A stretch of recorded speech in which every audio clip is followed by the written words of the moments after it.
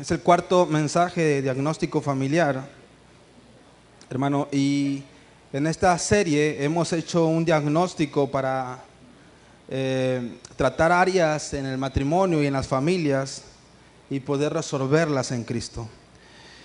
Ya hemos visto 3 mensajes y hemos descubierto y aprendido que para que nuestros hijos y familia sean bendecidos, lo primero que necesitamos ver en ellos es que tengan un encuentro con su Salvador, que tengan un encuentro con Cristo. ¿Sabe que esta semana meditaba y decía, cómo como padres muchas veces, o la mayoría de las veces, hacemos lo mejor para criar, para enseñar, para edificar a nuestros hijos? Pero también es cierto que por más que deseemos hacerlo bien con nuestros hijos, no todo lo hacemos bien. Porque nos comportamos, actuamos conforme a lo que aprendimos de nuestros padres, de nuestros abuelos, de la familia, del tutor. O sea, el parámetro, el estándar que usamos para dirigir ahora nuestra propia familia es algo aprendido. Mire esto, porque de esto depende todo el mensaje. Lo que usamos para dirigir nuestra propia familia ahora es lo que aprendimos. ¿Cuándo? En el pasado. Y lo peligroso de esto es que, aunque ya somos personas adultas, podemos tener comprensiones, conclusiones inmaduras en algunos asuntos y cometer errores en el proceso de edificar, de dirigir, de ser ejemplos a nuestros hijos. No hay nada más peligroso un adulto comprendiendo las cosas inmaduramente. Un adulto lastimado produce en un padre y una madre una vida de inseguridades, por ejemplo. Arrastrando heridas profundas ahora en la familia, en su propia familia, cargando cientos de incidentes de la niñez, arrastrándolos en nuestra vida, aplicándolos a nuestra propia familia. Yo creo que todo el caos, hermanos, que estamos viendo en la sociedad y en esta generación es porque hay muchos hogares que no tienen su fundamento en Cristo y han criado una generación que perdió el camino de muchas cosas, de los valores, de conocer el precio de todo, de lo moral. ¿Usted ha escuchado alguna vez sobre las maldiciones generacionales? Una maldición generacional, ¿sabe de lo que se trata? Se dice que una maldición generacional significa que los hijos tienen que pagar las consecuencias ¿de quién? De los padres. Los padres tienen que pagar las consecuencias de sus propios padres. Hay algunas escrituras en la Biblia que parecieran sugerir esto y siga con mucho cuidado esto. Por ejemplo, dice en Números 14, versículo 18, Moisés y Aarón hablan con el Señor y le dicen a Dios, el Señor es lento para enojarse y está lleno de amor inagotable y perdona toda clase de pecado y rebelión, pero no absuelve al culpable. Él extiende los pecados de los padres sobre sus hijos. Toda la familia se ve afectada, hasta los hijos de la 3ª y 4ª generación. Los nietos, los bisnietos se ven afectados. Deuteronomio capítulo 5, versículo 9 al 10, dice, nos confirma esto, nos enseña que, donde nos dice, no te inclines ante ellos ni le rindas culto, porque yo, el Señor tu Dios, soy celoso, que no tolera que entregues tu corazón a otros dioses. Y luego dice, extiendo los pecados de los padres sobre los hijos, toda la familia de los que me rechazan queda afectada, hasta los hijos de la 3ª y la 4ª generación, pero derramo amor inagotable por 1000 generaciones.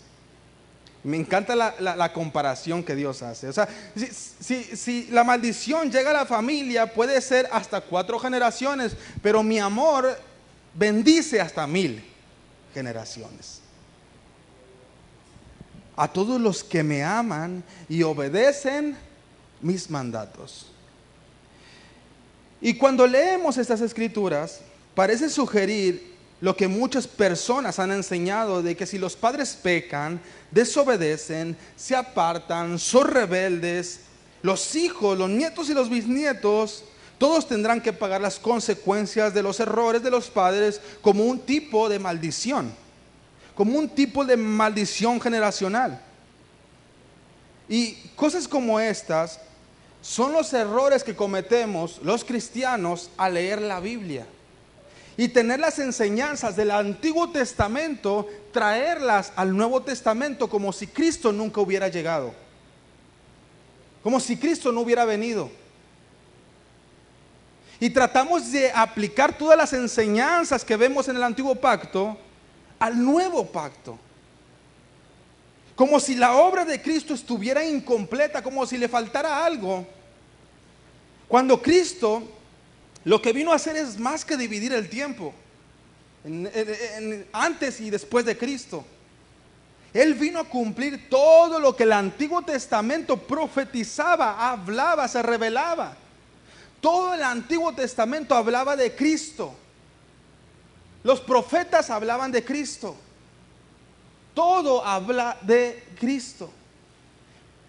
Dios hablaba a los profetas palabra. ¿Y quién es la palabra? Cristo.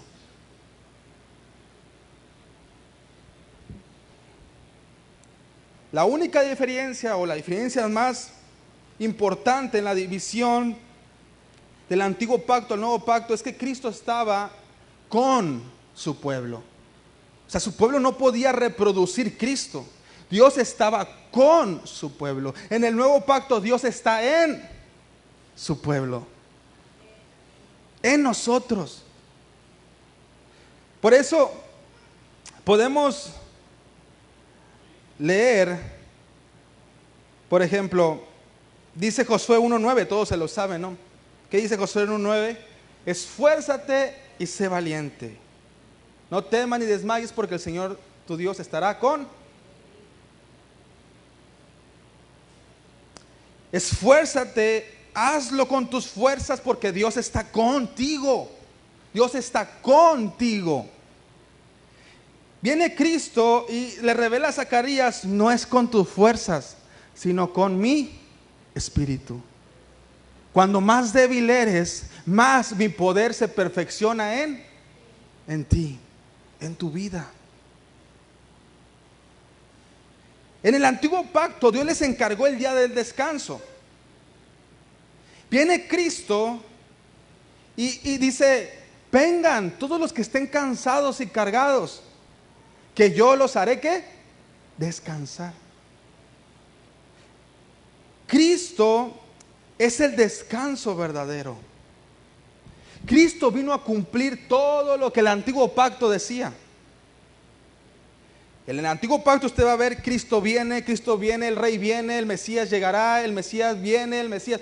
Y Cristo llegó. Y Dios llegó y lo cambió todo, cambió toda la ley, cambió todo. Antes era diente por diente, ojo por ojo, diente por diente. Y Cristo dijo: amen a sus enemigos, oren por los que les roban, bendigan a los que les hacen daño, perdonen 70 veces 7.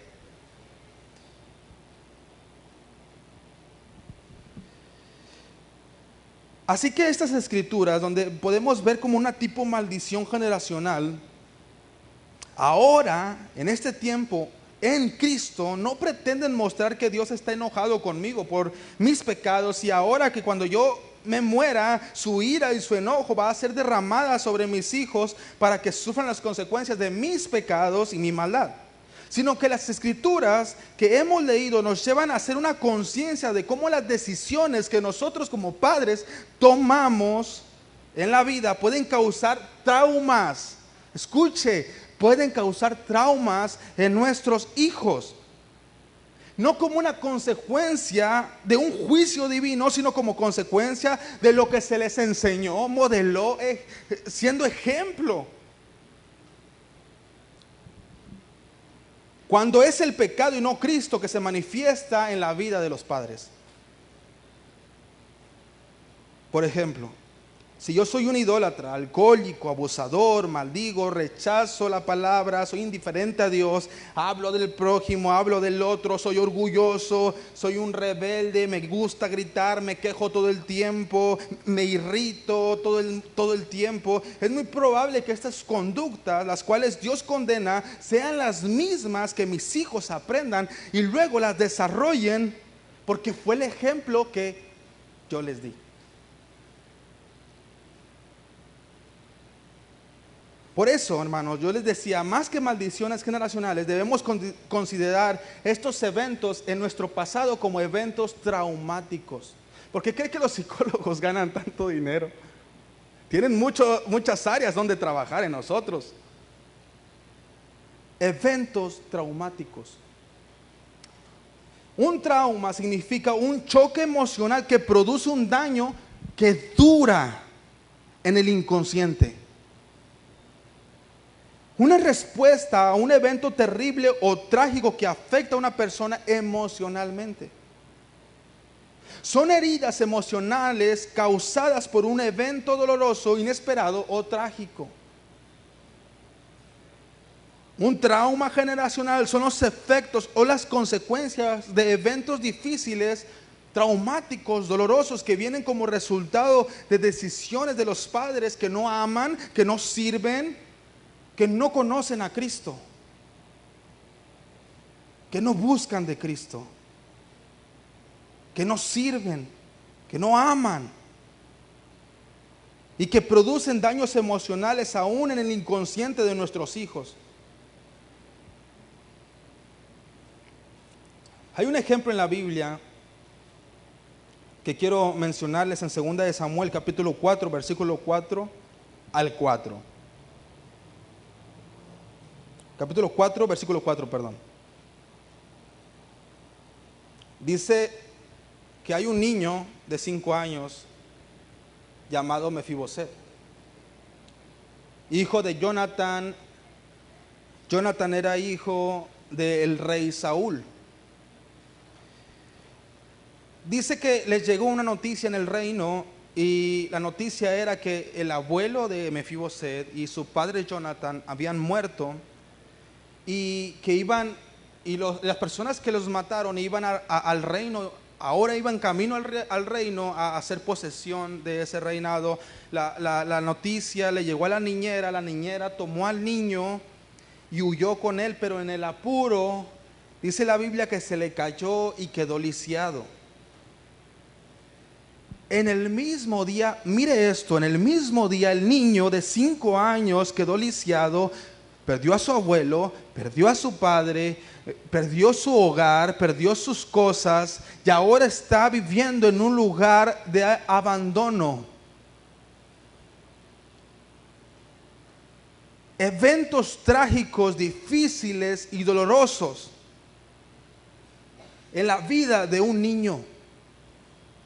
Ahora, por eso es que cuando Dios muestra su bondad por medio del rey David a Mefiboset, dice el rey David que se acuerda, dice, traigan a algún familiar de mi amigo Jonathan, el padre de Mefiboset, y van por Mefiboset y se lo traen para hacerle corta la historia, y el rey le dice, oye, yo me comprometí con tu papá, mira, desde ahora te vas a sentar a la mesa del rey, vas a participar, te voy a regresar todas las tierras de tu padre, todo lo que tu padre, de lo que era tu padre va a ser tuyo. Y me llama mucho la atención que como una persona con trauma se expresa, porque dice 2 de Samuel capítulo 9 versículo 8, ¿quién es tu siervo para que le muestres tal bondad a un perro muerto como yo?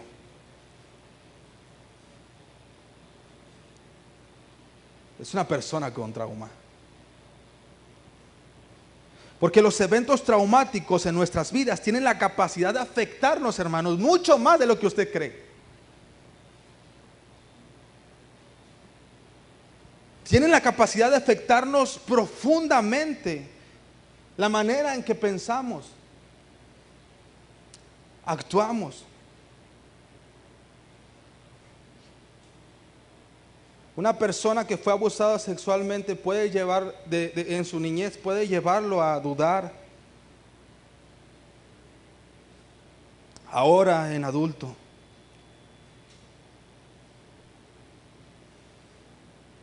Ahora el padre de Mefiboset, aunque él no pudo evitar y no estuvo directamente conectado con la decisión de su abuelo, pero cuando usted lee la historia se da cuenta que el rey Saúl, el abuelo,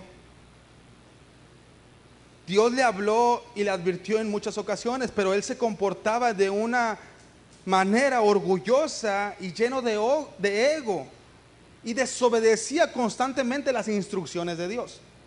Un abuelo egoísta, orgulloso, desobedeciendo las instrucciones de Dios, siendo indiferente a Dios.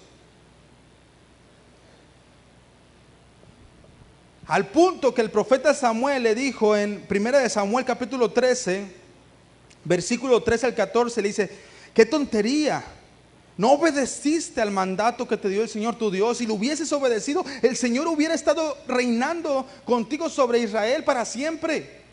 Pero ahora tu reino tiene que terminar, porque el Señor ha buscado a un hombre conforme a su propio corazón. El Señor ya lo ha nombrado para ser líder de su pueblo, porque tú no obedeciste el mandato del Señor. Me causa tanto temor saber que Dios me puede hablar de esta manera. Que ahora como padre Dios me puede decir: oye, tenía tanto para ti, pero no obedeciste. Fuiste indiferente a mí. Ahora el Señor ha nombrado otro líder para que dirija a su pueblo. Luego más adelante, otra desobediencia de Saúl. Samuel le dice, 1 Samuel capítulo 15, versículo 22: ¿qué es lo que más le agrada al Señor, Saúl? ¿Tus ofrendas quemadas o sacrificios? ¿O que obedezca su voz? Escucha, la obediencia es mejor que el sacrificio, y la sumisión es mejor que ofrecer grasa de carneros. La rebelión es tan pecaminosa como la hechicería, y la terquedad tan mala como rendir culto a ídolos. Así que, por cuanto has rechazado el mandato del Señor, Él te ha rechazado como rey.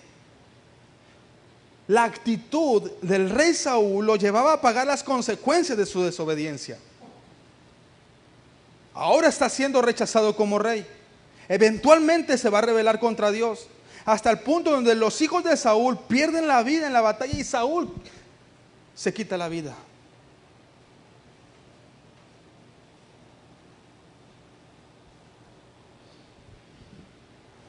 Cuando llega la noticia de la muerte de Saúl y los hijos de Saúl al reino, acontecen los eventos traumáticos ahora para el nieto Mefiboset.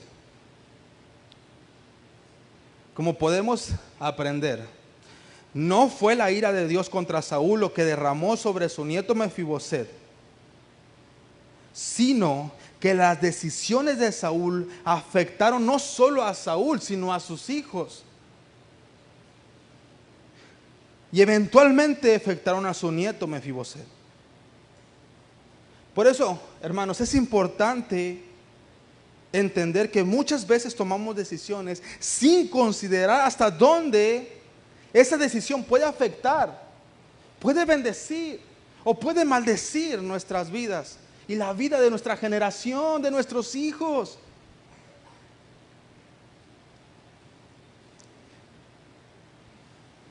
Lo más valioso como padres que tenemos ahora, hermanos, es esta generación.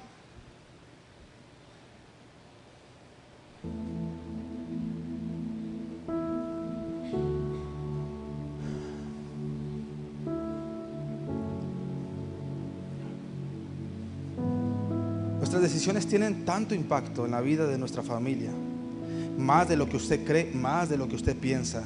De verdad, cada decisión que tomamos, cada actitud que tenemos, tienen un impacto en nuestros hijos. Por ejemplo, un hijo que tuvo que enfrentar la separación, el divorcio, la violencia, eventos traumáticos con su padre, hermanos, es muy probable que desarrolle las mismas inseguridades, patrones, conductas, comportamientos que terminen afectando su propia familia. Y así con muchas áreas y decisiones que tomamos en la vida que marcan nuestras vidas y la de nuestra familia, incluyendo nuestros nietos. ¿Sabe que una vez mi hija,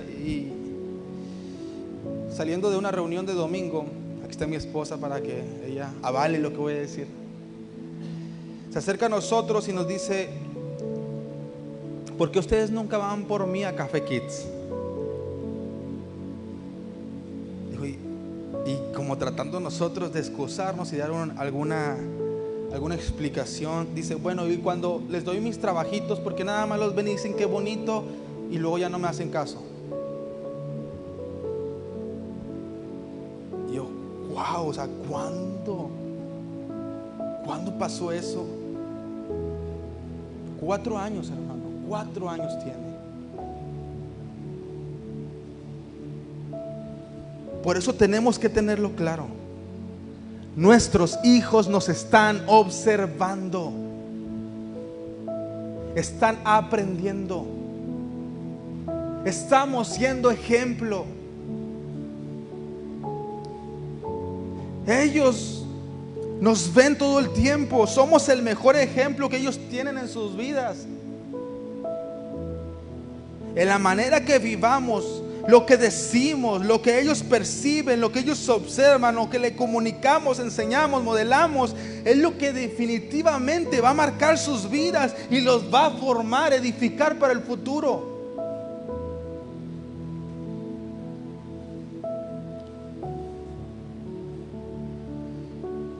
Ahora, podemos excusarnos, sí.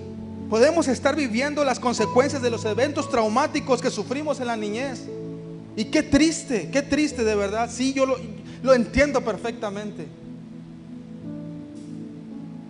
Pero el hecho de que hayamos vivido lo que hemos vivido y que hayamos sobrevivido a ciertos eventos traumáticos no significa que tenemos el permiso o la licencia que nos acredite para vivir la vida como nosotros queremos. Ni mucho menos que tenemos que llevar a nuestra familia a vivir un ciclo de traumas generacionales.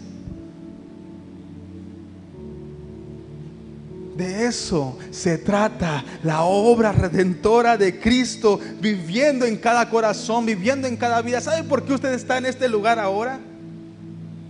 Porque esa obra ha comenzado en usted y se irá perfeccionando día con día cuando usted decida aumentar el conocimiento de Cristo en su vida. Cuando usted tome la decisión de poner lo más importante y que nada despliegue lo más importante, que es Cristo, en el corazón de cada integrante de la familia. Pero primero yo.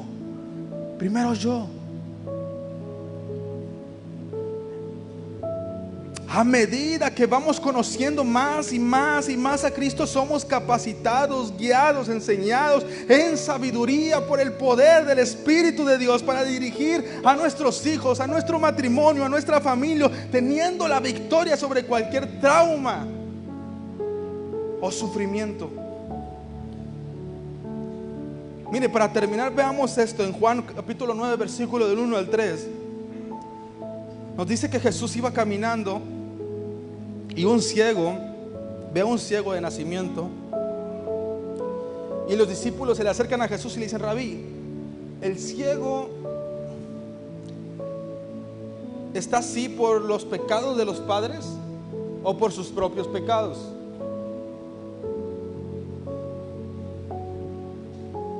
Jesús responde: no fue por sus pecados ni tampoco por los de sus padres.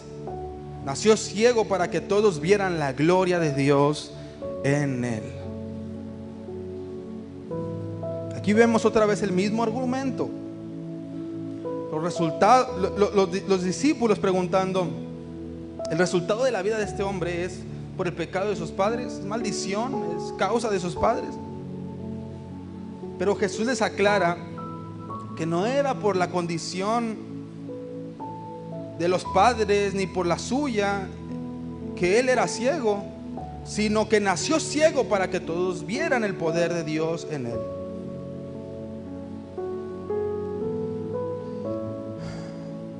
Por lo general, hermanos, las personas que han sido lastimadas, lastiman.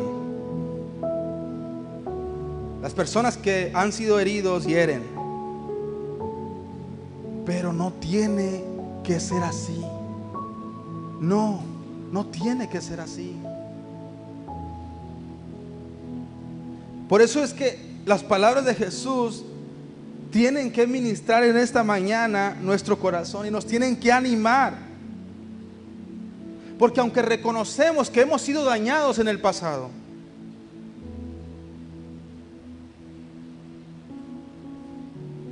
al punto que terminamos afectando a nuestra familia, tenemos que llevar nuestras vidas al altar como sacrificio vivo al Padre, porque el Señor dice que toma nuestra vida y lo hace todo nuevo. Nos da una vida nueva, una mente nueva, dejando todo lo viejo atrás, una nueva naturaleza, a tal punto de que todos puedan ver el poder de Dios en nosotros. Piense y medite en algún padre o una madre que era así o era asá, que tenía algún vicio, algún problema, y ahora los hijos tienen el mismo problema.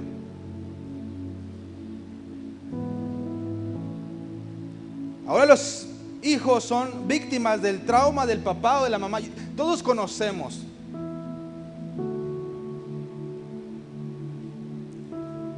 Y ahora los hijos de sus padres están educando a sus hijos de la misma forma, de la misma manera.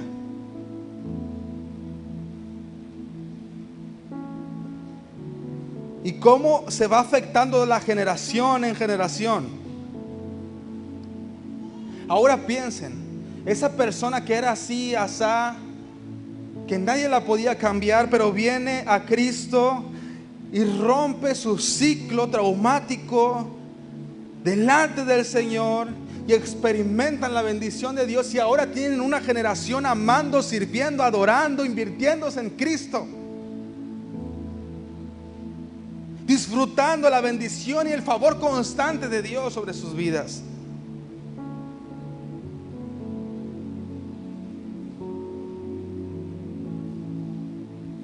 La Biblia dice que después de la conversación de Jesús con los discípulos hace algo. Dice que Él escupe en el suelo. Jesús escupiendo en el suelo. Qué cosa, no. Y comienza a hacer lodo. Agarra ese lodo y viene y le pone en los ojos al ciego.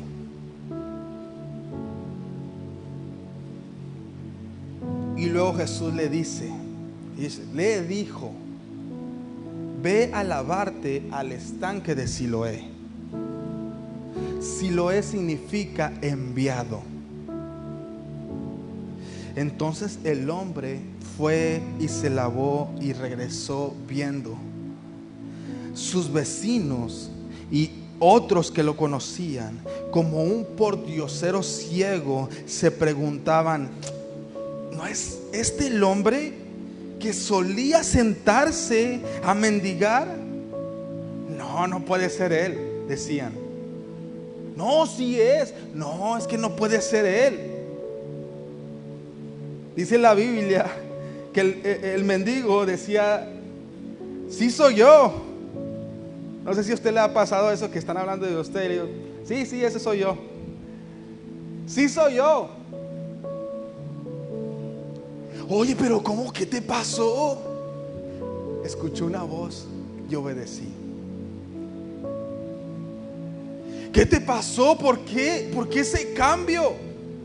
Escuché su voz y obedecí.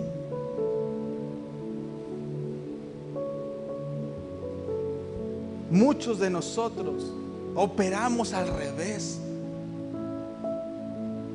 Queremos entender, queremos saber el por qué para obedecer, ¿Por qué, Señor, estás haciendo esto en mí? Quiero entenderlo. Y nosotros no fuimos llamados a entender, hermanos, fuimos llamados a obedecer para después entender. Imagínense Noé diciéndole al Señor: Señor, pero nunca ha llovido, ¿por qué me mandas a hacer un barco de esas dimensiones? ¿De dónde voy a sacar la madera? ¿Quién me va a ayudar? ¿Cómo le voy a hacer? Ni siquiera sé qué es la lluvia. No cuestionó, solo obedeció.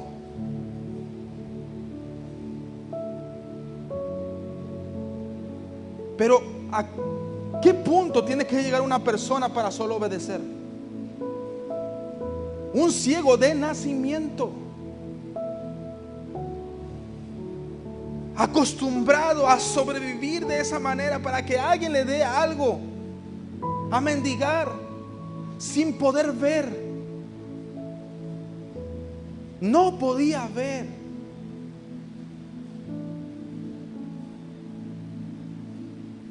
Y así somos muchos de nosotros. Aunque Dios se nos ha revelado, aunque Cristo está delante de nosotros, aunque Él nos habla y nos habla y nos habla, no podemos verlo. No se nos es revelado. Y seguimos operando con actitudes y comportamientos que destruyen. Mientras Dios nos está hablando y nos está hablando y nos está hablando y nos quiere bendecir, nos quiere proteger, nos quiere cuidar, nos quiere llevar por el camino de vida.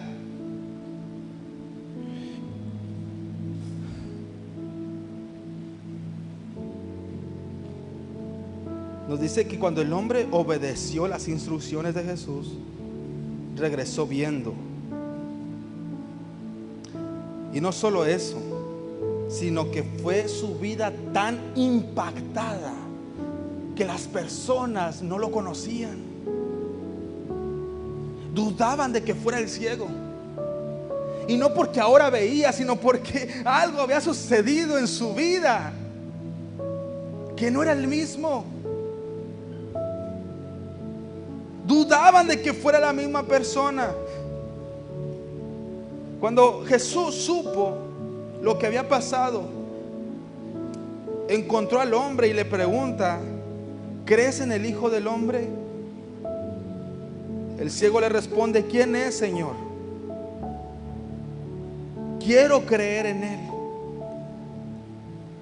porque apenas lo he escuchado, lo he obedecido y he visto su milagro, pero quiero conocerlo, quiero más, quiero conocerlo más, quiero más de Él. Y Jesús le dice: soy yo, soy yo. Ya lo has visto, ya lo has visto y está hablando contigo. Dice que el hombre creyó y el hombre adoró a Jesús. Sí, Señor, creo, dijo el hombre, y adoró a Jesús.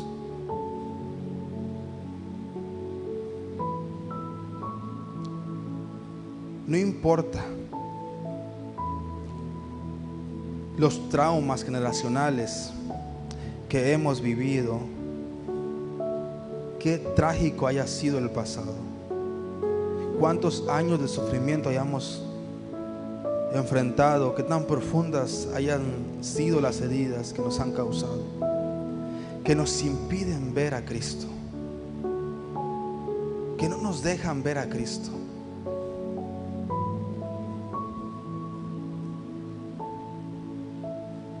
Cuando ponemos nuestra fe, nuestra mirada, nuestra confianza en Jesús, cuando amamos, servimos a Jesús, obedecemos a Jesús, seremos libres, libres de cualquier efecto traumático en nuestro pasado. Y eso nos va a ayudar a ser el ejemplo que necesitan nuestros hijos, nuestra familia